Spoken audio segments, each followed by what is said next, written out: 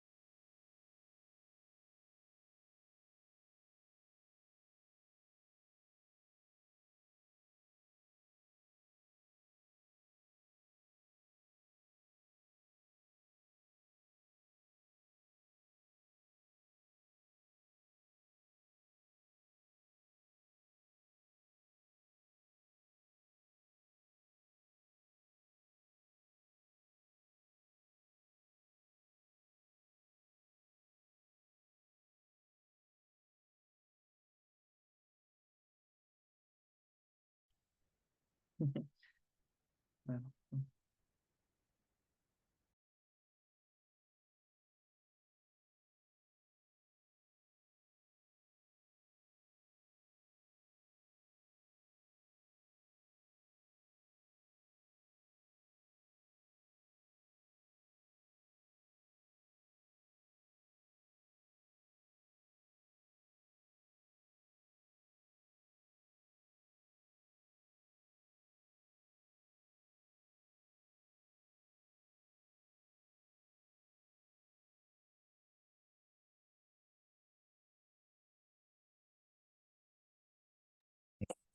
Buenas noches, jóvenes.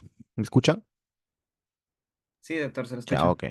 Muy bien. Antes de empezar, bueno, con la sección C, con la que eh, hemos quedado en hacer, bueno, con la sección de con los alumnos de los viernes quedó pendiente de temas de antimicrobianos, sino que en la sección F sucedió que no había, había problemas con un seminario de antianginosos que no llegaron los alumnos. Entonces no se realizó, entonces yo he quedado en que les iba a hacer el día de hoy la clase de antianginosos, ¿no? Entonces, vamos a empezar. Tema es corto, un tema es cortísimo, así que vamos a empezar de una vez con eso.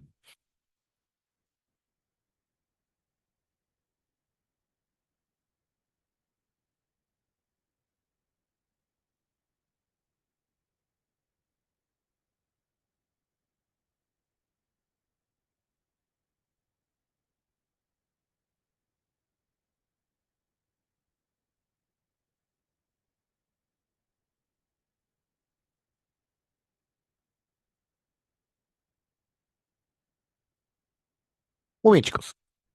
Cuando hablamos del término antianginosos, el nombre lo dice. Anti significa, digamos, contra algo, ¿no? Y angina, la angina de pecho es un cuadro, digamos, sintomático, conjunto de signos y síntomas, o síndrome anginoso que le llaman también, que se caracteriza, tiene una característica, digamos, fisiopatológica estándar, ¿no? ¿Cuál es la fisiopatología o la característica fisiopatológica de la angina de pecho? Es el desequilibrio entre el aporte u oferta, ¿ya? El aporte u oferta, como quieran llamarlo, y la demanda de oxígeno, entre la oferta y la demanda de oxígeno. ¿Qué quiere decir? Que normalmente nosotros eh, tenemos una irrigación coronaria, a menos si una paciente no tiene ningún problema, la oferta está asegurada, el oxígeno llega al corazón. Y si el paciente corre, camina, salta, aumenta su actividad física, realmente aumenta la demanda, pero como esa oferta está, digamos, en correcto estado, entonces si aumenta la demanda, también aumenta la oferta. Entonces, en ese equilibrio termina al final sin suceder algo grave o algo. Pero ¿qué pasa en un paciente que donde hay lo que llamamos las coronariopatías como la teromatosis, ¿no? En la que la coronaria está semi-obstruida o totalmente obstruida, parcialmente obstruida? La oferta está comprometida. El aporte de oxígeno llega lo suficiente nomás para mantener el corazón latiendo. Pero ¿qué pasa cuando esa demanda aumenta? ¿No? Pones a correr, el estrés, aumento de las catecolaminas que aumenta la fuerza contráctil, la frecuencia cardíaca, ese miocardio va a necesitar más oxígeno, pero la oferta está comprometida. Pues ahí es donde aparecen digamos, los signos y síntomas de isquemia. Y la isquemia miocárdica se manifiesta clínicamente con la clásica llamada angina de pecho. Entonces, ¿qué hacen estos fármacos antianginosos? Como estamos viendo ahí, permítame un momentito.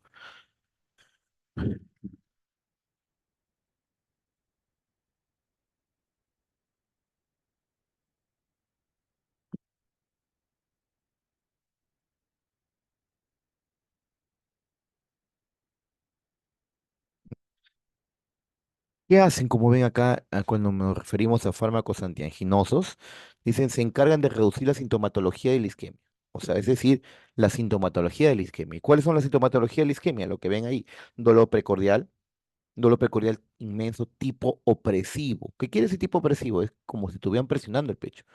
Imagínate que están echados y alguien te pone una rodilla sobre el pecho, ¿no? Es un dolor opresivo, que es intenso y de aparición brusca, que a veces, no siempre, se irradia hacia el brazo izquierdo o hacia la mandíbula, con cierta sensación de ahogamiento, que aparece cuando hay ejercicio y cede o disminuye con el reposo. ¿Por qué? Por lo mismo que le digo, que cuando hay ejercicio aumenta la demanda y la oferta está comprometida. Miren aquí estas imágenes, miren. Miren que una imagen donde dice 50% de obstrucción, 99% de obstrucción. Aquí ya la sangre no pasa. Aquí ya termina prácticamente un infarto, ¿no?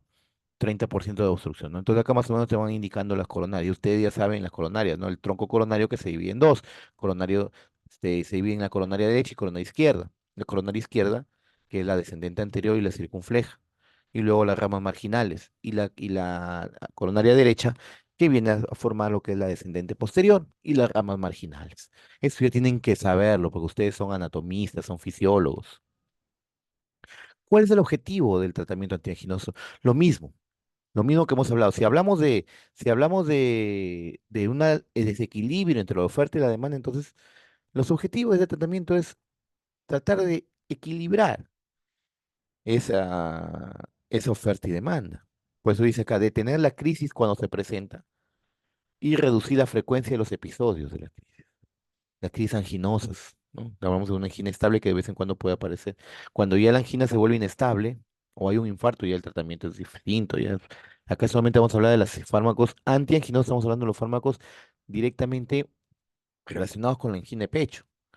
Porque si hay un cuadro de un infarto, ya entran de ahí, vamos hasta allá, pues, a utilizar unos fármacos de los que ya hemos estudiado anteriormente, como los, en el cuadro de Mostacia, como los antiagregantes plaquetarios, ¿no? Que se da, yo le expliqué en clase, se le da con una dosis un poco más alta, no para aumentar la actividad antiagregante, sino para acelerarla.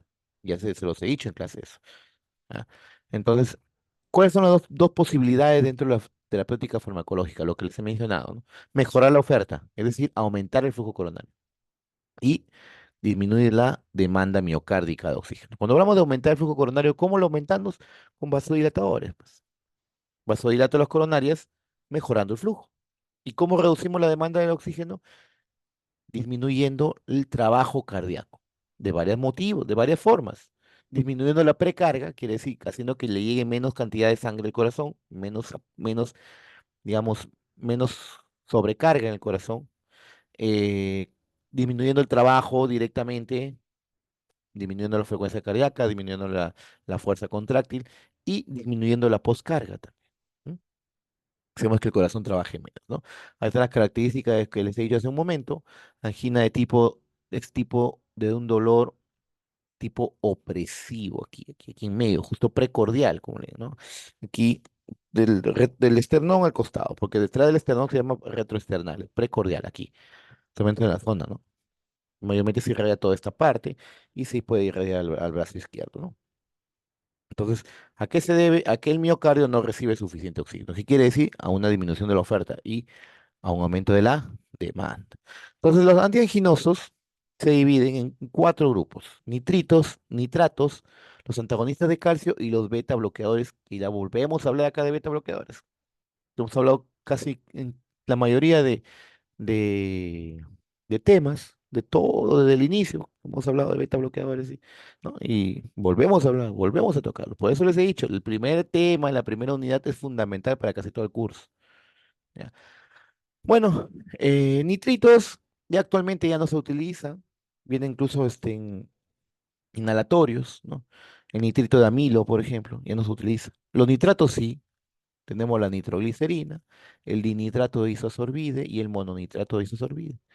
Tenemos los beta bloqueadores, sobre todo los beta 1 selectivos o cardioselectivos, que tenemos el bisoprolol, atenolol, metoprolol, esmolol. Y aquí ya tienen que saber esos nombres, tienen que ustedes ya estar familiarizados con esos nombres, porque ya ustedes ya hasta ahorita ya lo han tocado todo.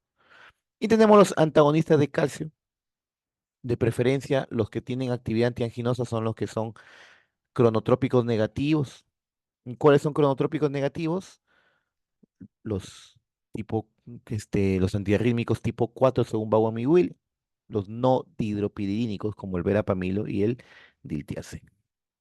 Entonces, ¿cuáles son, como ven, las características fundamentales o mecanismos fundamentales de la acción antianginosa de estos fármacos? Carecen de actividad antiálgica, quiere decir que no son analgésicos. Si hay un infarto, se les administra, se les coloca junto con los antianginosos, les administramos un analgésico potente como la morfina, por ejemplo.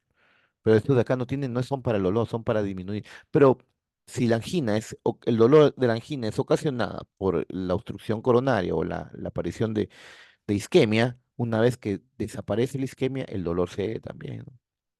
¿No? Ahí está como en los nitratos, los beta bloqueadores y los antagonistas de calcio, que van a reducir el consumo de miocardio del oxígeno y a mejorar el aporte.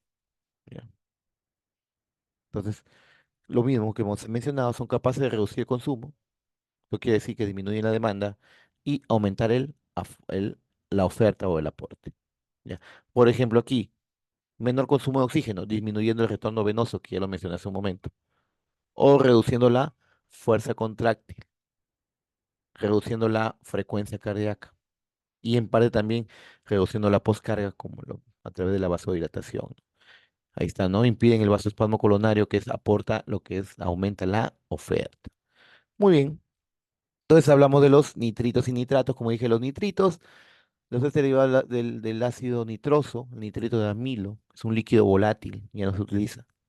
Y tenemos los nitratos orgánicos, como los de bajo peso molecular, como el nitrato de glicerilo, o muy comúnmente llamado nitroglicerina. Y los nitratos de elevado peso molecular, como el dinitrato de isosorbide y el 5-mononitrato de isosorbide. Entonces hablaremos acá, ¿no?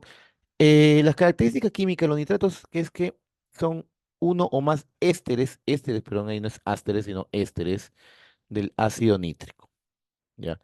Que son esenciales. ¿Por qué? Porque esto de aquí, estos nitratos, su principal acción es, digamos, volvemos a hablar que entre comillas, los nitratos actúan como profármacos. Saben el concepto de profármacos, ya está además de, digamos, volvérselos a repetir, ¿no? Actúan como profármacos, ¿por qué? Porque ingresan al organismo y se convierten en óxido nítrico. Y el que actúa directamente como vasodilatador es el óxido nítrico, por mecanismo de acción que ya de aquí se lo voy a explicar y que ya supongo que ya también han de saber por fisiología cómo el óxido nítrico produce vasodilatación, ¿no? En fisiología, en patología, en histología también, ¿no? Bueno, considerado como son los fármacos de primera línea o de primera elección para el tratamiento de la angina. Se denominan nitrodilatadores o nitrovasodilatadores, ¿no? Aquí está, como vemos, o sea, en sí, como le dije, la acción vasodilatadora es del óxido nítrico, del NO. Así actúa, porque esto de aquí, los nitratos se convierte en óxido nítrico, se convierte en óxido nítrico, ¿ya? Esto es lo que normalmente sucede para la producción de óxido nítrico en una célula endotelial. ¿Ya? Un celo endotelial, el calcio con la óxido nítrico sintasa, ¿no? La L-arginina, que es un aminoácido, ¿no? Produce la L-citrulina y produce el óxido nítrico. Así es como se produce el óxido nítrico. Pero si ustedes consumen la nitroglicerina o los dinitrato, mononitrato de isosorbide, eso se convierte en óxido nítrico. ¿Cómo actúa el óxido nítrico? Activando lo que es la guanilato ciclasa, que es una enzima. ¿Y qué hace esta guanilato ciclasa? Convierte el GMP en GMP cíclico, que es la guanidil monofosfato cíclico. Y este GMP cíclico es el que va a producir la vasodilatación. O sea, en sí no solamente actúa, digamos, en los vasos sanguíneos, ¿ah? Estos fármacos relajan todo tipo de músculo liso, ¿ya? Todo tipo de músculo liso son, digamos, relajados por acción del óxido nítrico. Porque como les vuelvo a decir, estos fármacos se convierten en óxido nítrico. Pero su principal acción o la que queremos, donde es, digamos, la finalidad del tratamiento es como vasodilatadores. ¿Ya? Y ojo, que no solamente dilata arterias, sino tiene mayor afinidad para dilatar venas. Entonces, esa acción venodilatadora también actúan disminuyendo la precarga. Estos fármacos no solamente disminuyen la poscarga, no solamente abren las coronarias para mejorar la oferta, sino disminuye la precarga, la sobrecarga en el corazón, disminuyendo también la demanda. Por eso es que son los fármacos, los nitratos, los de primera línea para el tratamiento de la angina de pecho. ¿Ya? Por eso dice, ¿qué dice acá? Venodilatación, ¿no? Reducción del retorno venoso. Por lo tanto, al reducir el tono venoso, reduce la sobrecarga en el corazón, disminuyendo su trabajo. Vasodilatación arterial, tensión diastólico de la pared ventricular, disminuye también y abre pues, las coronarias, mejorando la irrigación. Pero su principal acción de los nitratos es esta, reducción del retorno venoso. Y esto de aquí, ¿qué hace? Disminuye la demanda de oxígeno en el miocardio. Efecto farmacológico, como ven aquí, vasodilatación, venodilatación, ¿ya? Dosis elevadas puede producir hipotensión, por eso es que hay que tener precaución con el exceso de dosis, por eso su acción en algunos, interacción con algunos fármacos, de los cuales vamos a hablar después, reducen todas o casi todas las fibras tisulares, perdón, musculares lisas, todas las fibras musculares lisas, no vasculares. Por ejemplo, musculatura bronquial, intestinal, tracto viral, uréteres, útero. O sea, en sí, como le vuelvo a decir, la acción de los nitratos es como, digamos, relajar el músculo liso, sino que su principal acción es a nivel vascular. Bien, ahí está lo que hace como es una angina y aparte hay un vasoespasmo, que es su acción antianginosa más importante, como ven ahí, acción directa, permitiendo normalizar el aporte de oxígeno y, como le dije también, disminuyendo el retorno venoso. Tenemos el trinitrato de nitrogliceril, ¿ya? Se absorbe fácilmente, rápidamente, sobre todo se coloca a nivel sublingual, ¿ya? Entonces, su, su efecto de primer paso es prácticamente nulo, porque se absorbe directamente por las venas sublinguales, que ya hemos hablado de eso de las vías de administración. Se metaboliza rápidamente en el hígado, ya por la glutatión nitrato reductasa, que es una enzima. Ya el efecto es casi inmediato por vía sublingual, ¿ya? Pero tiene una acción corta, solamente para mejorar el aporte de la angina cuando aparece la crisis, ¿no? Y en forma prolongada, como ven, hay parches transdérmicos o por infusión endovenosa, porque su tiempo de vida media, como ven ahí, es corta, de 2 a 3 minutos. Tenemos el dinitrato de isosorbide, que viene en sublingual y oral, se metaboliza también a nivel hepático y a nivel vascular, tiene un tiempo de vida media más prolongada que la nitroglicerina. Tenemos el 5-mononitrato de isosorbide, que es uno de sus, el 2 y 5 son uno de sus metabolitos del primero, el que utilizamos el 5-mononitrato. Biodisponibilidad del 100%, se coloca sublingual, ¿ya? Vía sublingual, metabolizado en el hígado, ¿ya? Y se excreta vía renal. Este se utiliza vía sublingual, ¿ya? Aquí tenemos, como ven, por vía intravenosa es que tenemos la nitroglicerina, el mononitrato de isosorbide, perdón, oral y sublingual también. Acá tenemos sublingual. Se utiliza con una biodisponibilidad del 100% intravenosa como todos, ¿no? También tenemos en parche transdérmico, su tiempo de vida media, corto. Los de acá tienen mayor tiempo de vida media, ¿no? Como pueden ver, a ver. Aquí. No sé, aquí lo revisa. Pero son los tres fármacos que utilizan aquí bastante, ¿ya? Sobre todo la nitroglicerina es la de primera línea. Reacciones adversas, cefaleas. ¿Por qué da cefaleas? Por la misma vasodilatación. La vasodilatación a nivel cerebral aumenta la presión intracraneal, el flujo sanguíneo cerebral y provoca cefalea. Es una de las migrañas, por ejemplo, son por vasodilatación cerebral. Puede producir hipotensión ortostática, ¿se acuerdan que les expliqué, no? Miren ahí, la sangre aquí está a nivel del corazón. Cuando uno se sienta o se para, la sangre tiene que haber una vasoconstricción inmediata para subir al cerebro. Y cuando hay una relajación vascular, va a demorar en subir. Entonces, un paciente se puede desmayar, ¿no? Puede producir náuseas, vómitos, rubor facial o rubicondés facial. Y raro puede producir bradicardia. Las interacciones principales son con los inhibidores de la fosfodiesterasa 5. ¿Ya? ¿Y cuáles son los inhibidores de la fosfodiesterasa 5? La clásica llamada pastillita azul, ¿no? El sildenafilo, el taladafilo, ¿ya? El verdanafilo, ¿ya? Son fármacos que actúan de esa forma, son vasodilatadores también. El sildenafilo, el Viagra, eh, son potentes, actúan similar a través del GMP cíclico, ¿ya? ¿Qué es lo que hacen? Producen óxido nítrico y que a través del AMP cíclico dilatan los cuerpos, los vasos de los cuerpos cavernosos, por eso es que provoca la erección. Pero si tú consumes un nitrato junto con estos inhibidores de la fosfodiesterasa 5, terminan provocando mayor hipotensión, pudiendo provocar shock.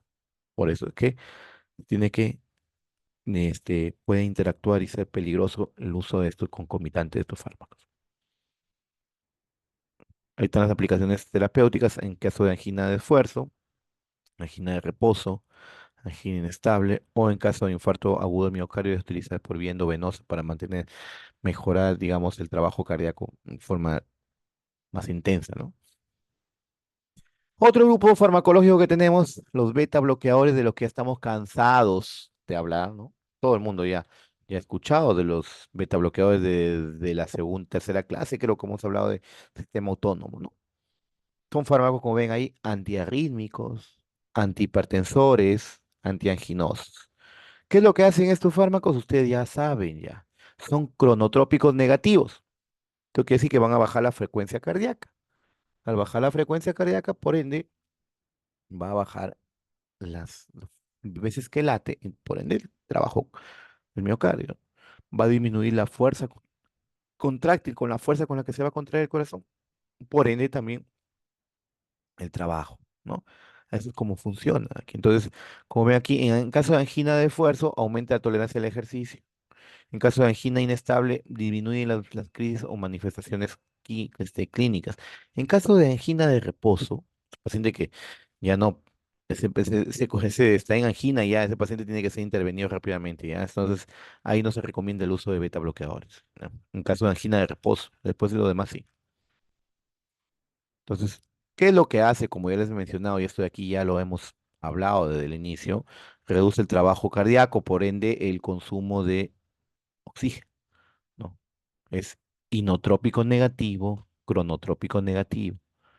¿Ya? También disminuye como la presión, baja la presión arterial también. Termina también redistribuyendo el flujo sanguíneo, ya que, dice, favorecen la irrigación de las zonas peor perfundidas. ¿Por qué? Porque al bajar la frecuencia cardíaca, aumenta el tiempo de diástole. Y recuerden que las coronarias se irrigan durante la diástole. Entonces, por eso es que al mejorar o al disminuir la frecuencia cardíaca, aumenta el tiempo de diástole. Entonces, le da una mayor facilidad para que haya una irrigación completa coronaria, ¿no? Incluso ahí dice, la administración inmediata post-infarto consigue reducir la aparición de reinfartos o de isquemia recurrente. ¿Por qué? Porque disminuye ese corazón que está dañado y lo hace que trabaje menos. ¿Ya? Aquí este punto de al final es importante, dice, no se debe suspender de forma brusca porque produce lo que se llama efecto rebote, ¿ya? Efecto rebote. Aquí tiene varios de estos de acá, ¿ya? Pero los principales tenemos el atenolol, bisoprolol, ¿ya? Atenolol y bisoprolol son beta uno selectivos o cardioselectivos. Y si de uso endovenoso tenemos el esmolol, beta uno también. Beta 1 bloqueadores. Y por último, tenemos el grupo de los antagonistas de calcio. Como pueden ver, esto aquí también ya lo hemos estudiado, también antiarrítmicos. Tenemos el grupo de los dihidropiridínicos y los no dihidropiridínicos. ¿Ya? De los dihidropiridínicos, como sabemos, son potentes vasodilatadores, no tienen acción en el sistema nodal. Tenemos el nifedipino y el amlodipino. De los no dihidropiridínicos, que tenemos el verapamil y el tiacén, aparte de ser vasodilatadores, reducen la conductancia en el nodo auriculoventricular. Esto quiere decir que son cronotrópicos negativos, ¿ya? Entonces, cuando hablamos dentro de los antianginosos, los más recomendables son los no dihidropiridínicos. Tenemos los no dihidropiridínicos. ¿Por qué? Por su efecto cronotrópico negativo, pues jóvenes. Tienen un efecto cronotrópico negativo. Entonces, al ser cronotrópico negativo, voy a bajar la frecuencia. Por ende, el trabajo cardíaco. Tenemos ahí, ¿no? Incluso las dosificaciones, ¿no? Para que tengan una idea. Ahí está, el verapamil está a la dosis de 80 a 120 miligramos cada 8 horas, como dice ahí, ¿no? Pero como le dije, tenemos el uso de esos dos fármacos, son los ideales. ¿Por qué? Aparte que y eso ya se los he dicho también cuando hemos hablado dentro de antihipertensivos. Los dihidropiridínicos, el nifedipino, el nodipino, por ejemplo, como son vasodilatadores potentes, arteriales sobre todo, y no tienen acción en el nodo auriculoventricular, entonces provocan una taquicardia refleja. Al haber vasodilatación, inmediatamente se descarga la noradrenalina, provocando aumento de la frecuencia cardíaca. Y podría ser contraproducente en una angina de pecho, ¿no? ¿Cómo hacen, cómo actúan ahí? Como ven, bloquean la entrada de calcio a través de los canales dependientes de voltaje tipo L. En células cardíacas muscular lisa vascular y también en otro músculo liso. Por eso es que también se utiliza, también relaja el músculo uterino y otros músculos lisos, también tienen cierta acción broncodilatadora, ¿no? Entonces bloquean este canal de potasio, perdón, este canal de calcio, voltaje dependiente. Entonces, no, al no ingresar el calcio, ya sabemos, pues, el calcio es el que contrae. Al no ingresar el calcio, no hay actividad, hay relajación, ¿no? Entonces acá tenemos los dihidropiridínicos, vasodilatación, poco ningún efecto depresor sobre el nodo sinoauricular y auriculoventricular, por lo tanto no son cronotrópicos negativos, al contrario, respuesta simpática compensatoria que te provoca una taquicardia refleja y aumento del consumo de oxígeno. Por eso que contrarresta la acción antianginosa.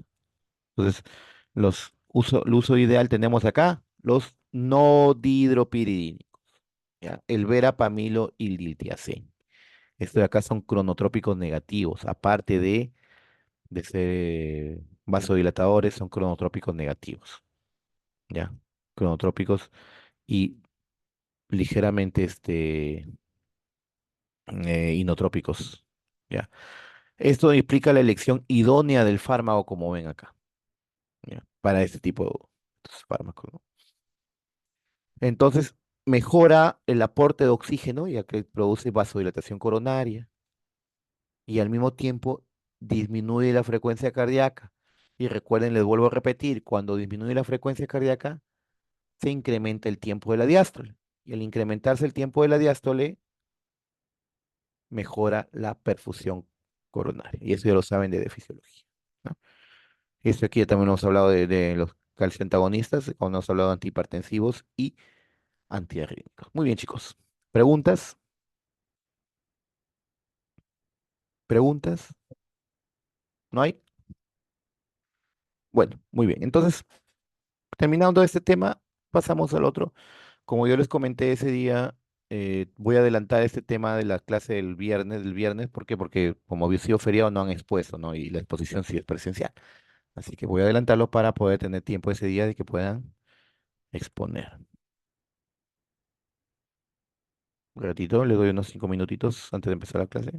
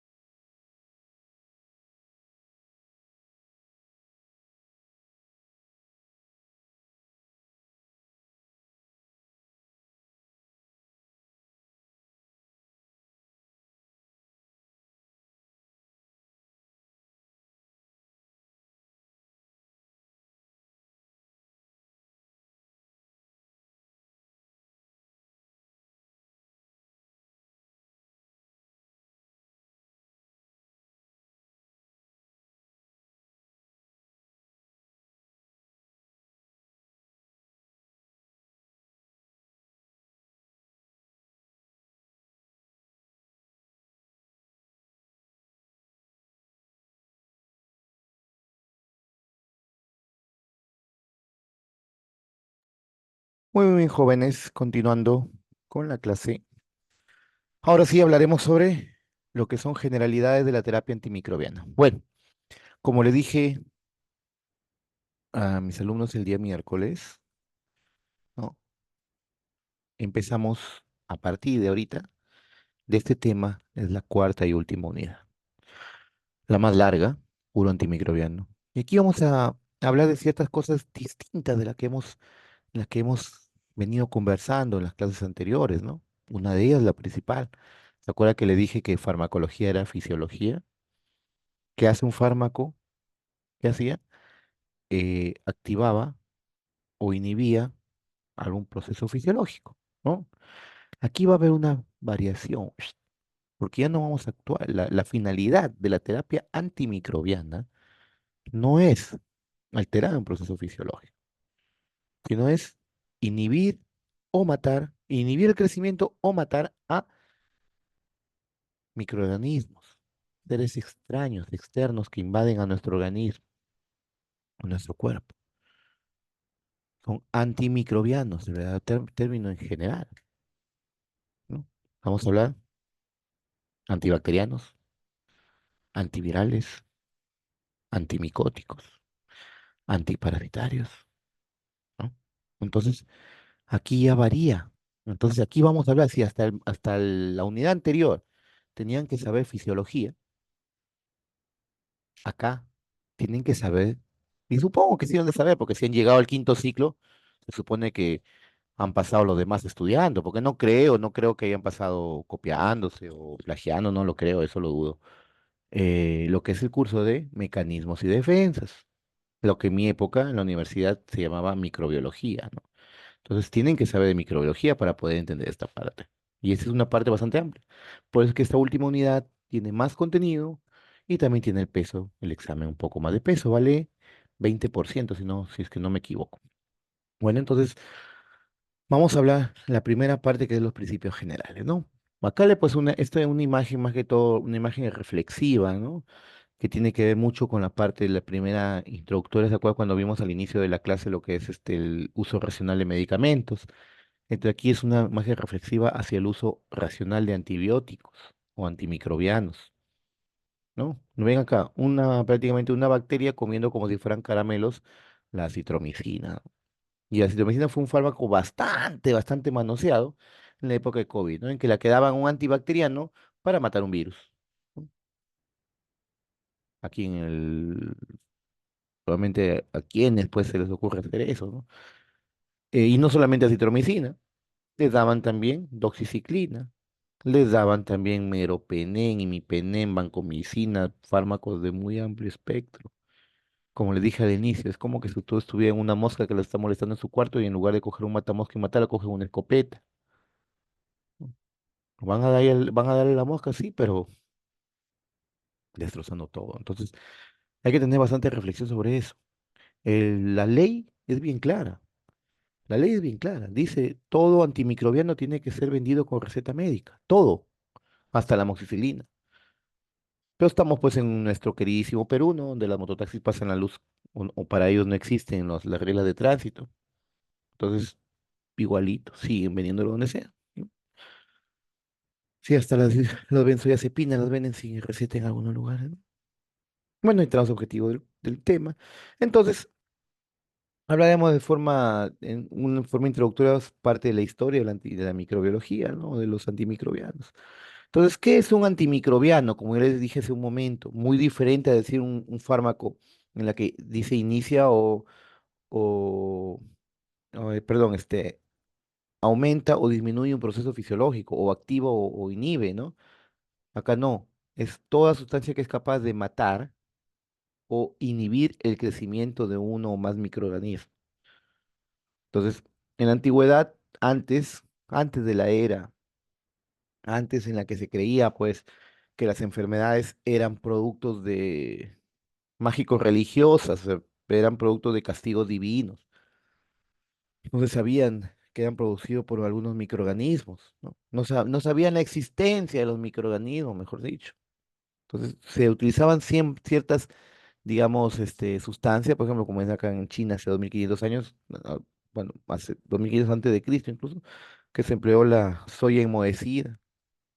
Y recuerden que el moho es un hongo y muchos hongos producen ciertos antibacterianos. Los griegos utilizaban vino, mirra y sales inorgánicas, pero ellos no sabían que existían microorganismos. Ellos sabían que curaban ciertas enfermedades, pero no sabían que eran producidos por seres microscópicos porque no conocían el microscopio. Luego viene la era pre-antimicrobiana. Ojo, aquí en la era pre-antimicrobiana ya se sabía que existían microorganismos, ¿ya? Janssen creó el microscopio. Leeuwenhoek, Pasteur estudiaron los microorganismos. A Pasteur se le conoce como Luis Pasteur como el padre de la microbiología. A Leeuwenhoek se le considera el padre de la protozoología. O sea, ellos ya sabían que existían microorganismos. Ya sabían que habían seres pequeños unicelulares que tenían vida propia. Sabían incluso que algunos de estos microorganismos producían ciertas enfermedades. ¿Ya? Sabían que producían, pero no sabían cómo combatirlas. Sabían que quizá le daban algo para combatir esto y más bien podían matar al paciente o la persona. Entonces todavía no se sabía exactamente. Lister, por ejemplo, ya empezó a utilizar desde el 85 el uso del fenol, pero como desinfectante. Cuando hablamos de desinfectante, vamos hablando de limpiar superficies inertes, ¿no? Para evitar la contaminación. Robert Koch inclusive aisló el Bacillus anthracis. Ojo que Robert Koch no solamente aisló el Bacillus anthracis. A Robert Koch también fue la tuberculosis, por eso se le llama bacilo de Koch. También Robert Koch estudió al Vibриум cholera, que es la bacteria que produce el cólera. ¿No? Luis Pasteur, como le dije, ya habló concepto de antibiosis, de alguna sustancia capaz de destruir a esta bacteria, pero no sabían cómo aislarla, cómo utilizar. Paul Ehrlich, incluso, como ven acá, utilizó el arsénico para tratamiento de la sífilis, pero el arsénico es tóxico, terminaba dañando al paciente. Tenían los conceptos, el concepto está en el aire, pero no sabían cómo utilizarlo. Hasta que viene la era antimicrobiana. El personaje que ven ahí es Alexander Fleming, que de forma casual, estaba trabajando con una cepa de Staphylococcus aureus en su laboratorio y de forma casual dejó la ventana abierta y se formó un hongo en las placas que inhibieron el crecimiento bacteriano. Ese hongo denominado, tenía su nombre, sabía que era el Penicillium notatum. Entonces, ahí se dio cuenta que producía una sustancia que inhibía el crecimiento de las bacterias, que destruía las bacterias ahí. Por eso le denominó penicilina, ya, penicilina. No lo logró aislar, pero ya nombró. Entonces, desde ahí empieza la era antimicrobiana. Desde ahí empezó el uso ya. Incluso más adelante se utilizaron la parte de la quimioterapia. Ojo, que hay que tener en cuenta esos dos términos. Antibiótico significa fármaco, no significa antibacteriano. Antibiótico significa un fármaco que es producido por otro ser vivo, porque hay antimicóticos que son antibióticos.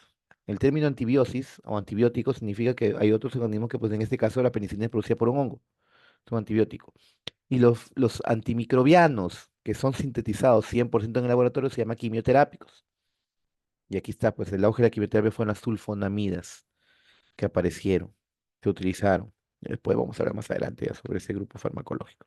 Entonces, una vez que ustedes, pues, ¿no? Ya tienen que saber, como digo, el uso racional, seleccionar qué microorganismo, qué fármaco van a darle para cierta enfermedad, porque no es solamente de darle una cuestión, "Mira, el paciente tiene tal cosa y darle cualquiera a ver cuál le hace efecto", no es así. Hay que siempre llegar y darle, digamos, el uso racional, o sea, solamente si es necesario. Si es un cuadro viral, no le vas a dar un antibacteriano, pues, chicos. Entonces, la OMS incluso pone ahí, como está entre comillas, el uso costo efectivo. O sea, cuánto cuesta y cuánto de efectivo es de los antimicrobianos, maximizando su uso terapéutico. Quiere decir que tiene que ir certero a destruir el microorganismo que quieres matar, minimizando sus efectos tóxicos, lógico, porque nadie quiere hacerle más daño a la paciente. Recuerden, el primum non nocere. ¿Ya?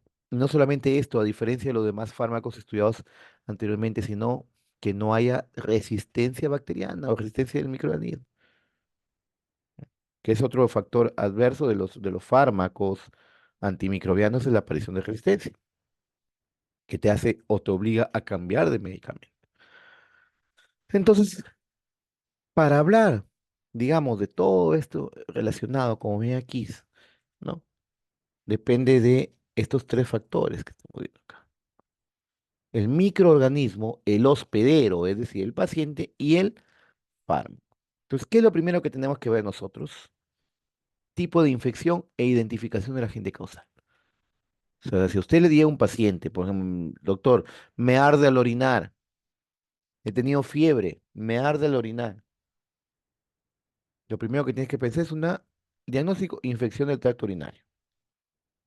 Ahora, ¿cuál es el posible agente causal? Lo ideal, tomarle un cultivo. Pero muchas veces, pues como yo les, dime, ¿quién alzó la mano por ahí?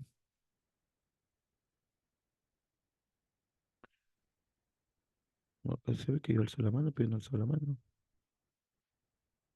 Un ratito.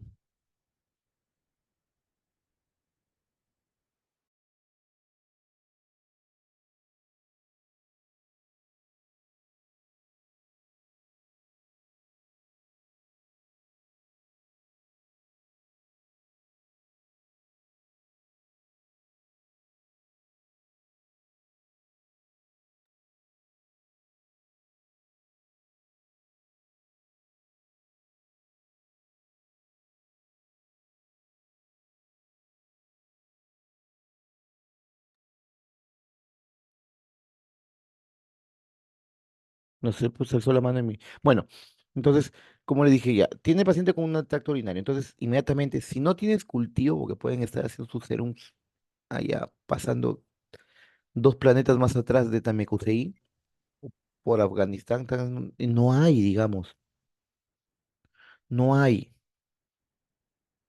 un laboratorio para hacer un cultivo, pues hay que ir a la parte epidemiológica. Entonces, inmediatamente sabes. Identificación genética, ¿cuál es la causa más común de infección del tracto urinario? Escherichia coli. ¿No? Paciente que llega con un dolor de garganta, fiebre, le abre la garganta y le ves pus en las amígdalas. Entonces, ¿cuál es el principal agente causal de de la faringomielitis aguda? Streptococcus pyogenes. Entonces, ya más o menos, pues, viene un paciente con dolor de oído, le pones la autoscopía y ves la membrana timpánica bombada, dolor, fiebre, otitis media aguda. ¿Cuál es el agente causal? Aquí son tres fármacos, los microorganismos principales causales. Tenemos el, el Haemophilus influenza, Streptococcus pneumoniae, Moraxella catarrhalis. Entonces ya, y si tú ya sabes ya más o menos cuál es el agente causal, si es que no tienes un cultivo, si tuvieras un cultivo, pues excelente, ya sabes cuál va a ser. Entonces, una vez que ya detectaron, lo identificaron el agente causal, ver la susceptibilidad o resistencia de este agente causal. Por ejemplo, viene una infección de tracto urinario, tú te imaginaste, Escherichia coli, ya pues, tú sabes que la Escherichia coli es un gran negativo y la resistencia a la penicilina es alta, no vas a usar penicilina. Sensibilidad, fluoroquinolonas, por ejemplo, cefalosporina de segunda o tercera generación, aminoglucósidos, ¿no? Ya más o menos te vas teniendo en cuenta cuál es su susceptibilidad o resistencia a ese agente causal. Tercero, ver factores del hospedero. Por ejemplo, el paciente está gestando, no le vas a poner una quinolona o una tetraciclina. El paciente es adulto mayor, no le vas a dar un fármaco que sea tóxico. Es paciente con enfermedad renal crónica, no le vas a dar un fármaco que se excrete por el riñón. Tú tienes esos factores de los peros, eso también lo vamos a conversar. Factores relacionados con el fármaco, del mismo fármaco. O sea, cuál es su, digamos, su actividad, su farmacocinética, su farmacodinámica. Entonces, tienen que determinar todo eso, y eso lo hacen en segundos. O sea, acá estamos aprendiendo recién. Ya cuando ustedes están ya en el campo clínico con el paciente al frente, ya ustedes inmediatamente, el paciente está dando los síntomas y tú ya, tu cabeza están creando qué posible enfermedad y qué posible agente causal tiene. Examinas, todo completes, llegas a tu diagnóstico inmediatamente y ya sabes cuáles son los pasos a seguir para que elijas el antimicrobiano requerido. Entonces, ¿qué habla? Dice la visión general antimicrobiana. ¿Qué les dije? La terapia antimicrobiana depende de tres factores. ¿Se acuerda que le dije? El agente causal o microorganismo, el antimicrobiano, o sea, el fármaco, y el hospedero, es decir, el paciente. Y entre ellos se van a interrelacionar. Por ejemplo, si hablamos del agente causal, podemos ver lo que es el tamaño del inóculo, qué cantidad de inóculo está ingresando. Vas a un restaurante, te dan mayonesa que está contaminada por salmonela. Uno cogió una papita, una papa frita, puso un poco y se lo comió. Otro le gustó bastante mayonesa. ¿Cuál creen que se va a enfermar más intensamente? El que comió más mayonesa, porque hubo mayor cantidad de microorganismos que ingresó. ¿Se acuerdan en la época de COVID? ¿Quiénes se enfermaban peor o más rápido? Los que tenían mayor cantidad de aerosoles que habían ingresado al organismo. La virulencia del microorganismo. ¿Se acuerdan esos términos patogenicidad y virulencia? La patogenicidad es la capacidad que tiene un microorganismo para producir enfermedad. O sea, si el microorganismo, como dice, es patógeno, ¿qué quiere decir? Que ese microorganismo va a producir enfermedad. Y si no es no patógeno, no va a producir enfermedad. Por ejemplo, la Saccharomyces cerevisiae, que es el hongo de la levadura de cerveza. Eso no produce enfermedad, por lo tanto es un hongo no patógeno. Por ejemplo, la euglena es un flagelado protozoario de vida libre. No produce enfermedad, es no patógeno. Pero si dicho microorganismo, por ejemplo, es flagelado, hablamos de la tricomona, produce vaginitis tricomoniásica, produce enfermedad, es un microorganismo patógeno. ¿De acuerdo? O sea, la patogenicidad es la capacidad que tiene un microorganismo para producir enfermedad, punto. Y virulencia, ustedes han escuchado hablar de ese término seguramente, esa bacteria es más virulenta que la otra, a pesar que son las mismas.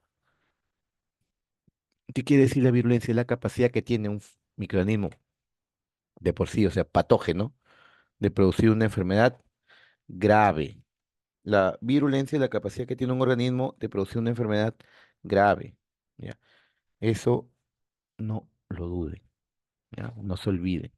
Vuelvo a repetir, virulencia es la capacidad que tiene un microorganismo de producir una enfermedad grave. Dentro de los factores Del antimicrobiano podemos hablar del espectro, si es de pequeño o de amplio espectro. Pequeño espectro cuando solamente se está utilizado, digamos, para ciertos grupos de microorganismos, de amplio espectro para actividades en grupos grandes. La penetración tisular, paciente, por ejemplo, que tiene meningitis, le hace un cultivo líquido cefalorraquídeo y esa bacteria es sensible a ese fármaco, el fármaco no atraviesa la barrera hematocefálica, nunca va a llegar. ¿M? El perfil de seguridad del fármaco, el costo también tiene que ver mucho.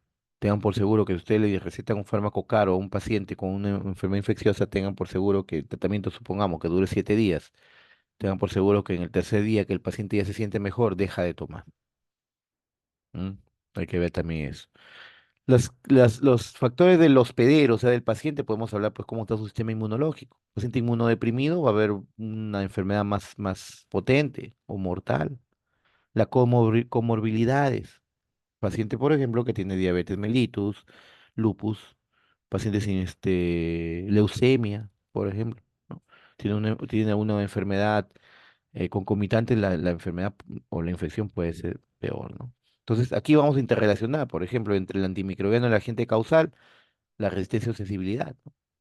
Si un microorganismo puede ser resistente natural, es decir, que o sea, nunca va a hacer efecto el fármaco. Por ejemplo, los micoplasmas, los micoplasmas no tienen, son bacterias que no tienen pared celular. Por lo tanto, no le vas a dar una penicilina, pues si la penicilina actúa inhibiendo la síntesis de pared celular, ¿no? Es una resistencia natural. Pero ¿qué pasa si este micoplasmas son sensibles a los macrólidos, a cierto macrólido, por ejemplo, la eritromicina? Pero tú le das eritromicina y ya no le hace efecto. Es una resistencia adquirida. Una cosa es resistencia natural y otra cosa es resistencia adquirida, que vamos a hablar después. El perfil de seguridad, toxicidad farmacológica. Por ejemplo, sabemos que cierto fármaco produce tinción en los dientes, ¿no? Cierto fármaco puede producir fibrosis pulmonar, etcétera, ¿no? Hay que tener precaución en ese tipo de fármacos. Por ejemplo, aquí entre el agente causal y el hospedero vemos lo que es el grado o capacidad infectante del agente causal en relación a la inmunidad del paciente. Ahí vemos que si la enfermedad es más dañina, más potente esa enfermedad o no. Muy bien. Entonces vamos por primera parte, la primera fase, como hablamos de tipo de infección e identificación del agente causal. Ya le mencioné. Antes de iniciar la terapia antimicrobiana, asegurarse que la fiebre sea por infección. Claro que la mayor cantidad de cuadros o de aparición de síndrome febril es a causa de una infección. La mayor cantidad. Porque realmente hay algunos, pero muy raros, situaciones febriles que no sean por una infección. Pero la mayoría sí. En todo caso, entonces, investigar el microorganismo responsable. En lo posible, como le dije hace un momento, con cultivo. Pues si no hay cultivo, pues tiene que ver lo que es datos epidemiológicos, ¿no? Que lo que les he mencionado hace un momento que les he dado de ejemplo, ¿no? Entonces, la susceptibilidad o resistencia del microorganismo, como yo le dije, hay microorganismos susceptibles, ¿no? Como le dije, naturales, son resistentes naturales, perdón, y otros que han sido susceptibles alguna vez y luego ya no, se llama resistencia adquirida, ¿no? Entonces, por eso dice, a pesar que un microorganismo se encuentre dentro del espectro de acción, puede ocurrir que no respondan como se espera, eso se llama resistencia, por cambios genéticos y biológicos del microorganismo. Entonces acá vamos a hablar de los mecanismos de resistencia bacteriana, ¿no? Son 5 los mecanismos de resistencia bacteriana. ¿Cómo la bacteria adquiere resistencia? Uno, cambios en las porinas o canales de transporte hacia el interior de la célula.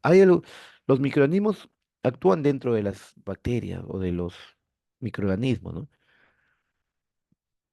Pero para eso tienen que ingresar dentro de la bacteria. Algunos entran por ciertos canales, porinas o transportadores.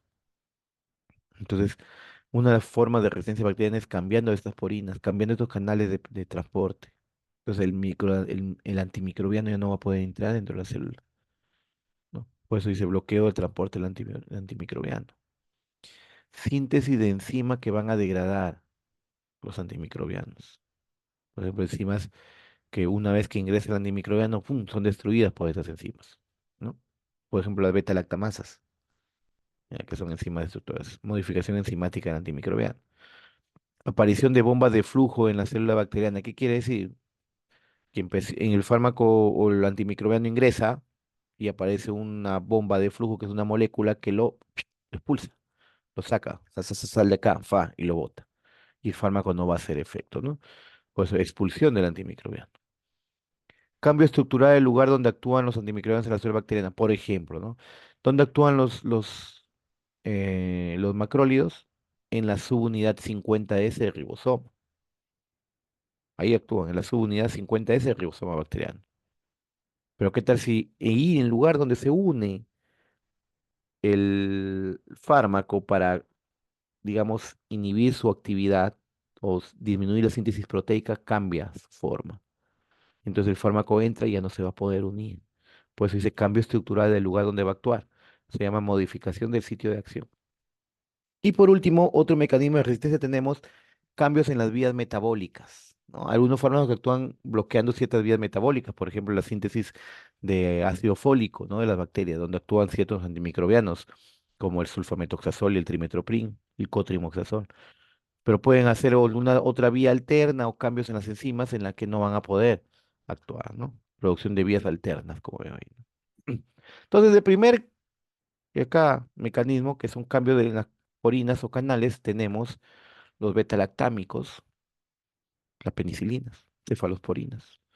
Tenemos los aminoglucósidos, gentamicina, amicacina, la fosfomicina, tenemos también el metronidazol, las tetraciclinas, como la doxiciclina, ¿no?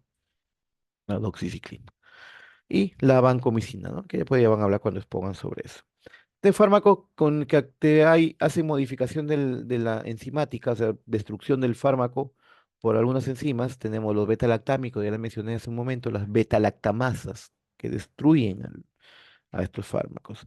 Los aminoglucósidos también pueden provocar algunos fármacos con modificación enzimática. El cloranfenicol es un antimicrobiano de amplio espectro que vamos a hablar ya después en la exposición. Expulsión del antimicrobiano suele pasar con las tetraciclinas, los macrólidos, las quinolonas.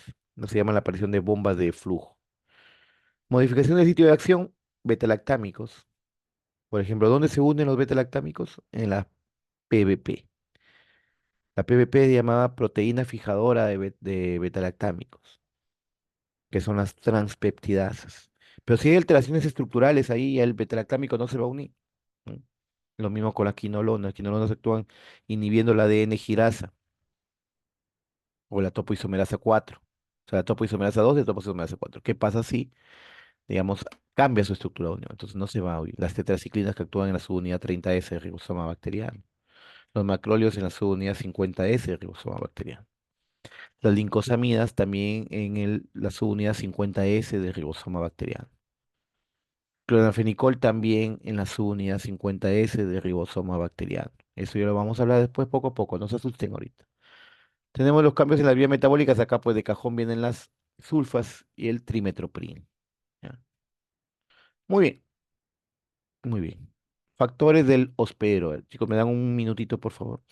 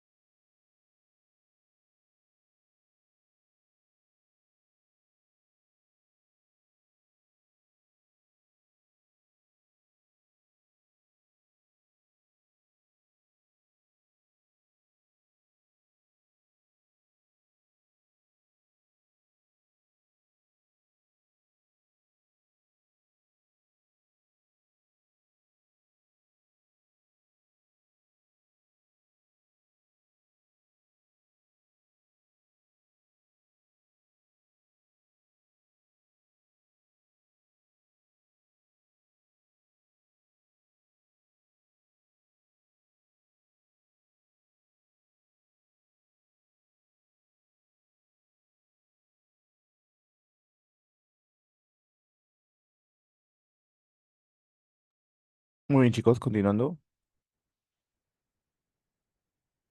Ahora hablaremos de los factores del hospedero. Estamos hablando del paciente, ¿no? Como les mencioné temprano, ¿no? Tenemos, por ejemplo, la edad. No es lo mismo tratar a un niño que tratar a un anciano, un adulto. Presencia de comorbilidades, ¿no? Ya les mencioné, paciente con diabetes mellitus, un paciente inmunodeprimido, paciente con leucemia, con cáncer, con VIH, ¿no? Embarazo y lactancia también. Ahí hay ciertas, digamos, variaciones en el metabolismo, la farmacocinética de los fármacos. Y no solamente eso, también la acción o la categoría del fármaco para el daño en el feto. Por ejemplo, los betalactámicos son categoría B, los aminoglucósidos son categoría C, las tetraciclinas son categoría D, inclusive algunos consideran como X. Entonces habría que ver la obesidad, ¿no? La obesidad cambia en lo que son los volúmenes de distribución, a unos fármacos que tienden a acumularse en la grasa, etcétera. Y ciertas peculiaridades idiosincráticas de pacientes que son susceptibles genéticamente a las reacciones tipo B, como síndrome de Stevens-Johnson, eritema multiforme, etcétera. La necrólisis epidémica tóxica que es mortal, reacciones de hipersensibilidad, ¿no? Tipo uno, tipo 2, tipo 3, tipo 4, que lo he mencionado, he estudiado al inicio, ¿no? Entonces ahí podemos lo que hemos mencionado, la edad mejor recién nacido, prematuro, la eliminación son poco desarrollados los órganos, ¿no? De eliminación. Ancianos igualitos, ¿no? Metabolismo más lento, una eliminación renal, comorbilidades, como he mencionado, ¿no? Hipertensión, tabaquismo, dislipidemia, enfermedad coronaria, etcétera. Farmacocinéticas en el embarazo, ¿no? La disminución dentro de la absorción oral, los fármacos de absorción oral pueden haber disminución de la motilidad gastrointestinal, disminución de la secreción de ácido clorhídrico, aumento del pH, este, disminución de la velocidad del vacío gástrico, etcétera, ¿no? Ahí está la obesidad, como ya les he mencionado hace un momento, ¿no? Ahora, los factores relacionados con el fármaco. Entonces, aquí podemos hablar, pues, la actividad o la capacidad que tiene dentro de la actividad con las bacterias. Tenemos la concentración mínima inhibitoria, que es la menor concentración del antibiótico capaz de inhibir el crecimiento de 10 a las 5 bacterias en un mililitro de medio de cultivo tras 18 a 24 horas de incubación. A mí solamente con que me digan qué significa CMI, punto, que es la menor concentración del antimicrobiano capaz de inhibir el crecimiento bacteriano.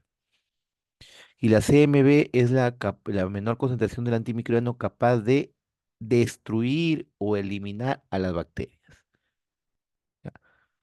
El concepto de concentración mínima inhibitoria es análogo a lo que nosotros llamamos como concentración mínima eficaz de los demás fármacos. Pero aquí no podemos hablar de concentración mínima eficaz porque no está actuando en ninguna parte de nuestro organismo. Y lo que va a detener es el crecimiento bacteriano. ¿De acuerdo? Entonces, para hablar de en qué momento el antimicrobiano empieza a hacer efecto, no hablamos de concentración mínima eficaz por si acaso. Acá hablamos de concentración mínima inhibitoria. ¿Ya? Entonces, el objetivo primario del tratamiento es conseguir una concentración tisular que supere la CMI, pues, ¿no? La CMI, como le dije, es el análogo a la concentración mínima eficaz. En los fármacos convencionales que ya hemos estudiado, el objetivo primario es pasar la concentración mínima eficaz para que empiece a hacer efecto, ¿no? Pero aquí no, aquí hablamos de concentración mínima inhibitoria. Inclusive, hay una curva tan similar a la que hemos estudiado que aquí les voy a mencionar, ¿no? Entonces, aquí es lo que le he mencionado. Es fundamental valorar la relación entre actividad antibacteriana y concentración alcanzada por antibiótico en el lugar de infección. Estamos hablando de un fármaco bactericida, es aquel fármaco que va a producir la muerte del microorganismo. Quiere decir que llegan a atravesar la concentración mínima bactericida. Tenemos los betalactámicos, los aminoglucósidos, glucopéptidos, polimixinas, fosfomicina, quinolona, nitrofurantoína. Y bacteriostáticos son aquellos fármacos que solamente llegan a atravesar la concentración mínima inhibitoria. No llegan hasta la concentración mínima bactericida, porque si llegan ya serían dosis demasiado altas o muy tóxicas. Entonces, a estos fármacos que solamente llegan a atravesar la concentración mínima inhibitoria se les denomina bacteriostáticos. Como ven ahí, inhiben el crecimiento y la replicación bacteriana. Ojo que al inhibir solamente, pues al final es el microorganismo sigue estando viable, ¿ah? El microorganismo sigue estando viable, por eso es que estos fármacos bacteriostáticos dependen, digamos, de la actividad del sistema inmunológico. O sea, el sistema inmunológico tiene que destruir a estos microorganismos o sea, que han detenido su crecimiento, pero todavía pueden, una vez que suspendes el fármaco, puede, digamos, reactivarse su actividad. Así que exige la colaboración obligada del sistema inmunológico. Aquí, ¿qué tenemos acá? Las tetraciclinas, cloranfenicol, los macrólidos, las lincosamidas y las sulfamidas por sí solas, ¿no? Aquí está la curva, como les dije, ¿no? Miren, aquí, concentración mínima inhibitoria. La concentración mínima bactericida quizás esté por acá para algunos fármacos. Para algunos fármacos están acá, para los bactericidas, por ejemplo. Pero los bacteriostáticos solamente atraviesan eso. Recuerden, de acuerdo a esta curva, ¿cuál es el objetivo? Esta. Aquí no hablamos, no lo mencionamos como concentración mínima eficaz, por si acaso vuelvo a repetir, se los vuelvo a decir para que después no me digan en el examen que yo no les he dicho. La concentración mínima eficaz aquí no podemos hablar de ella. ¿Por qué? Porque el fármaco no actúa en nuestro organismo. Entonces acá hablamos de concentración mínima inhibitoria. Entonces ustedes administran el fármaco acá, y una vez que atraviesa la concentración mínima inhibitoria podemos hablar del tiempo de latencia. Luego esto acá sigue avanzando hasta llegar a una concentración máxima y empieza a bajar hasta decaer la concentración mínima inhibitoria. Entonces, todo esto de acá es la duración del efecto que el fármaco está actuando. Entonces, aquí hablamos de fármacos, ciertos fármacos que dependen de la concentración, fármacos que dependen del tiempo y fármacos que dependen del área bajo la curva, o sea, de ambos. Aquí lo importante, por ejemplo, fármacos que dependen de la concentración tenemos los aminoglucósidos y la fluoroquinolona. Quiere decir que si el fármaco tú le vas más concentrado, su actividad va a ser mejor. Así lo espacios también. Fármacos que dependen del tiempo, quiere decir que hay que estarle dando muy seguido. Mientras más corto es el tiempo de espacio entre una dosis y otra, es mejor. Depende del tiempo. Aquí tenemos los betalactámicos, por ejemplo. Los betalactámicos, las penicilinas. Depende del tiempo. Y los que dependen del área bajo la curva, tenemos las tetraciclinas y la acitromicina, principalmente. Las fluoroquinolonas también, algunas. Creo que vamos a hablar así nomás algo somero para que ustedes más o menos lo entiendan. Acá le volvemos a decir, ¿qué quiere decir esto de aquí? Que dependen del tiempo, es el porcentaje del tiempo del intervalo de administración en el cual las concentraciones son mayores que la concentración mínima inhibitoria. Cuando hablamos de esto de acá del tiempo por sobre la concentración mínima inhibitoria, podemos hablar del tiempo de duración del efecto, ¿no? En los fármacos convencionales. Es todo el tiempo que el fármaco permanece por encima. ¿Y quiénes dependen de esto? Ya les mencioné, aquí lo tenemos. ¿Quiénes dependen del tiempo? Los beta-lactámicos, sobre todo, son los más importantes. Cuando les pregunten, si es que les preguntan en algún examen, ¿no? Los más importantes acá tenemos los beta-lactámicos. Los fármacos que dependen de la concentración, ¿ya? Tenemos las aminoglucósidos acá. Sí, de cajón, aminoglucósidos. Y los fármacos que dependen del área bajo la curva, como les vuelvo a decir, todo lo que concierne debajo de esto, tanto de la concentración como del tiempo. Aquí hablamos, por ejemplo, tenemos la acitromicina. La citromicina. Estos fármacos, sobre todo los que dependen de la concentración y del área bajo la curva, son fármacos que tienen un efecto postantibiótico prolongado. Entonces vamos a entender ese concepto. ¿Qué es el efecto postantibiótico? Es el efecto que todavía permanece una vez que suspendes el fármaco. Por ejemplo, la citromicina tiene un efecto postantibiótico bastante prolongado, ¿ya? Bastante prolongado. Eso depende del área bajo la curva. ¿Qué quiere decir? Por ejemplo, la citromicina le das una vez al día, te das por 3 días y su efecto pues, perdura por 5 días. Los aminoglucósidos también tienen un efecto postantibiótico prolongado. En cambio, los fármacos que dependen del tiempo, ¿cuáles dije que principales ahí son los beta-lactámicos? Estos fármacos tienen efecto postantibiótico corto, por eso es que hay que darles seguido. Por ejemplo, las penicilinas cristalinas se tienen que dar cada 4 horas. La penicilina G sódica o la penicilina G potásica. Y ya hablaremos eso de ahí la próxima semana que hablemos sobre eh, bueno, esta semana, el viernes, lo que hablemos de betalactámicos, ¿no? Entonces, la clasificación de los antibacterianos va a depender. Según su origen, podemos decir antibiótico. ¿Qué quiere decir? que su origen es producida por otros microorganismos. La penicilina, por ejemplo.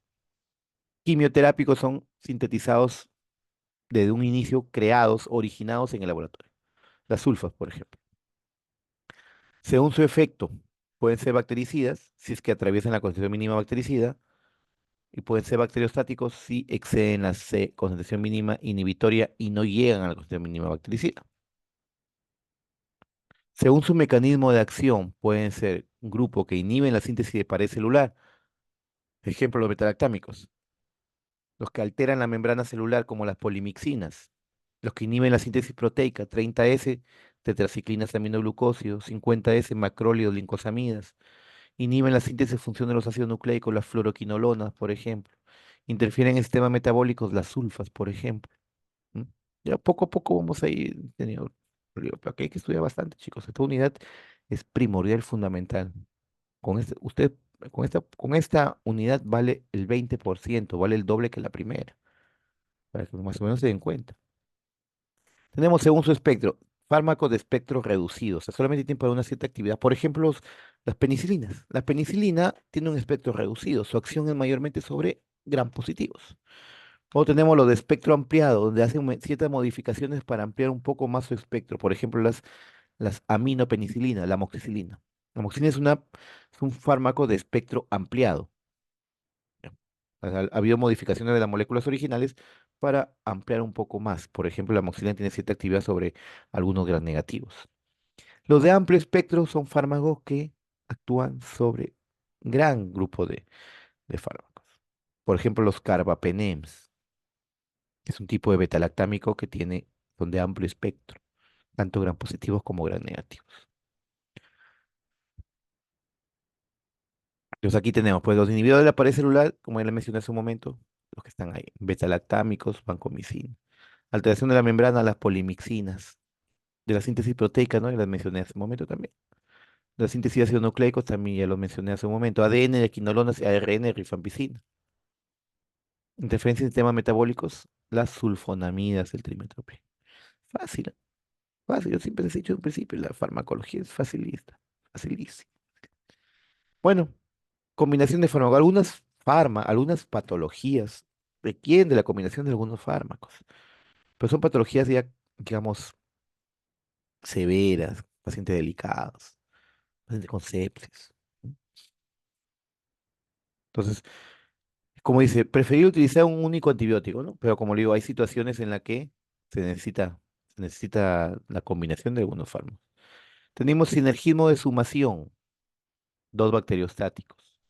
Sinergismo de potenciación, dos bactericidas, es la más usada. Por ejemplo, una sepsis neonatal. Un neonato, cuando hace sepsis, una infección severa, lo hace con un grupo distinto de microorganismos. Si hablamos de punto de vista epidemiológico, principalmente es por la Streptococcus agalactiae, la Listeria monocytogenes y la Escherichia coli. Entonces ahí se utiliza dos bactericidas. Pues. Utilizamos la amicacina con la ampicilina. La ampicilina es un aminopenicilina para los gram positivos, como la Listeria monocytogenes y la Streptococcus galactiae. Y combinamos con un aminoglucósido como la amicacina para la Escherichia coli, que es un gran negativo. Entonces es una combinación de dos bactericidas. Pues. La que no se debería utilizar mayormente son un bactericida con un bacteriostático, salvo algunas excepciones, ¿no? Como los antituberculosis. Pero ¿por qué no se debe utilizar, digamos, entre un bactericida y un bacteriostático? ¿Por qué? Porque recuerden que los bactericidas matan a las bacterias que están en constante crecimiento. ¿Y el bacteriostático qué hace? Detiene el crecimiento. Entonces se van a contrarrestar sus efectos, salvo algunas excepciones, como ya la mencioné. Entonces, ¿en qué caso está justificado, como ven ahí, reducir el riesgo de resistencia? Antituberculosos, por ejemplo. Son cuatro fármacos. Cuatro. ¿Por qué? Porque cada uno actúa con diferente mecanismo de acción. Uno, por ejemplo, la isoniazida inhibe la síntesis de ácidos micólicos. La rifampicina inhibe la ARN. La piracinamida igual, etcétera. Como terapia inicial en algunos sepsis neonatal, que ya los di de ejemplo. En infecciones polimicrobianas, sepsis neonatal también. Reducir la toxicidad de algunos fármacos. producen sinergia, ¿no? Sinergia y potenciación, por ejemplo. Complicación de la terapia antimicrobiana, pues la mayoría de fármacos tienen, pero siempre hay que, como digamos, evitar o ver algunas toxicidad. Por ejemplo, la vancomicina puede ser tóxica, nefrotóxica. Los aminoglucósidos son nefrotóxicos, ototóxicos. ¿M? Y esos fármacos que tienen mayor toxicidad se usan al final, cuando los fármacos más, digamos, más inocuos han fallado. Sino que hacen aquí, lo primero que se dan, tienen una infección urinaria, lo primero que hacen es gentamicina o amicacina. Son fármacos tóxicos, chicos. Pueden dejar sordo a un paciente. ¿M? Entonces, las reacciones de hipersensibilidad, la mayoría, ojo, que yo les he dicho, ¿cuáles son las principales causas de hipersensibilidad o de alergias? Los antimicrobianos. La segunda, los AINES. Te os he dicho de principio. Y de los antimicrobianos son, ¿cuáles son, de todos los antimicrobianos, cuáles son los que tienen mayor índice de, de alergias? Las penicilinas, también lo he dicho, ¿no? Toxicidad directa y las superinfecciones microbianas. ¿Cuáles son las superinfecciones bacterianas? Cuando consumes algunos antimicrobianos y destruyen parte de tu flora normal, haciendo que sea susceptible a otra infección.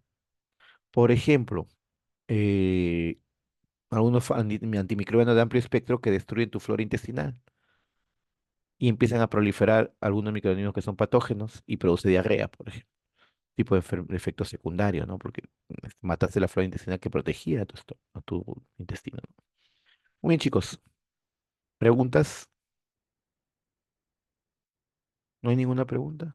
No, doctor. Bueno, entonces, jóvenes, aquí quedamos. Aquí, que una vez que salga la grabación, se lo envío por el grupo de Telegram que tienen los delegados para que les pasen a sus compañeros. ¿Ok? Muy buenas noches. Hasta luego. Buenas noches, doctor. Hasta luego. Doctor.